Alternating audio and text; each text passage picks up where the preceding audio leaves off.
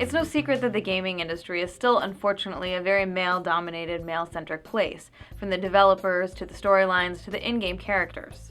So it's important to note that realistic-looking first-person shooters and other games that employ graphic violence and sexist imagery are not the only games out there, even though they do tend to get most of the attention when it comes to talk of serious gaming.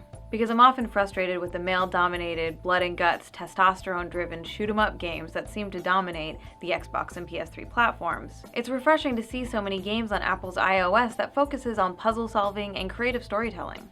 iOS is a shorthand for Apple Computer's mobile operating system, which is used on their iPhone, iPod Touch, and iPad devices.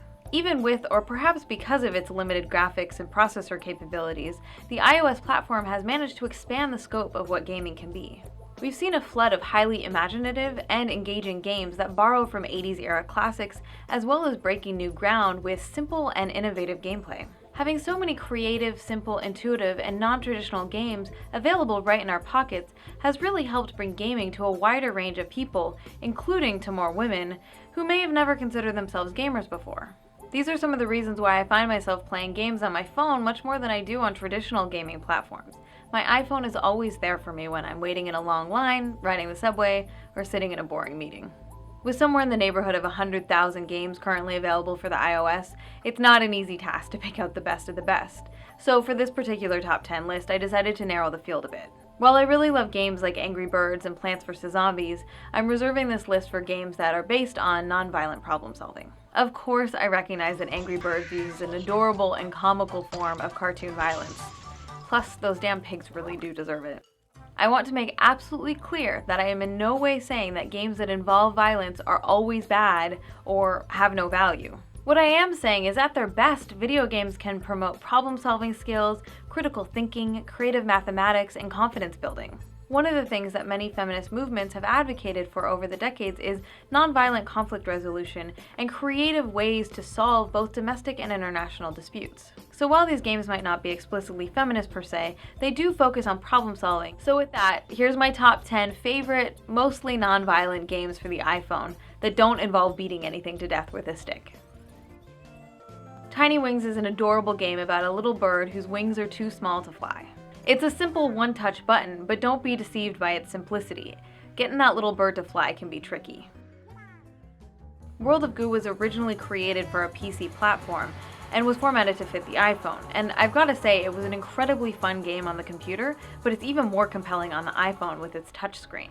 This physics-based puzzle game involves building bridges, towers, and other structures to move the goo balls from one place to another.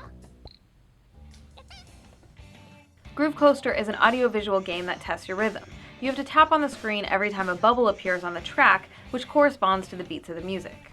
It's not that complex, but the combination of the geometric visuals and the rhythmic music make the experience compelling and engaging. Cut the Rope is a physics-based puzzle game where you have to feed a piece of candy to a frog. In addition to the main goal, you have 3 stars to acquire before feeding the frog in order to get a high score. And you really want to pass each level because he looks so sad when you don't feed him. Whale Trail is a whimsical and simple game where you help Willow the whale fly through the rainbow sky, dodging the Thunder Brothers, collecting bubbles, and making friends. Bumpy Road is a cute, cartoony game that follows a family traveling through their car along the bumpy road while collecting things along the way. You control the movement of the car by manipulating the bumps in the road. Drop7 is a number puzzle game that at first seems simple, but gets complex during gameplay. You drop numbered discs into rows and columns to match the number of discs in that row or column, or a disc with that number in the row or column, and you have to clear out discs before the board maxes out. Flight Control is a simple and compelling game where you have to land different aircrafts without crashing into each other. However, it's a questionable inclusion on a feminist frequency list because of its sexism. While the gameplay only includes planes and helicopters, the menu exploits a retro-sexist style image of a woman dressed up in various costumes. Edge Extended is a puzzle game that involves rolling a cube around a maze as quickly as possible. But to reach the end of each level, you have to avoid falling off the edge, as well as traveling along moving floors and walls. Contre Jour is a stunningly beautiful physics game where you have to manipulate the world around the hero Petit, as opposed to moving the hero himself. To move Petit to the objective, you have to nudge the ground and manipulate various environmental elements. Plus, fun fact, the protagonist is named after the classic French children's book, The Petit Prince. Just like television, movies, and music, video games are a part of our pop culture landscape, and as such, play a role in the way that we come to understand and engage with the world around us. They are part of our social development, and at their best, they can do more than entertain, though they do that too. Some of these games are also available on Google's Android, as well as other mobile operating systems. So go play them, have fun, and be sure to tell me what your favorite games are. If you enjoy these videos, please help keep Feminist Frequency going by donating today. Just visit feministfrequency.com/donate.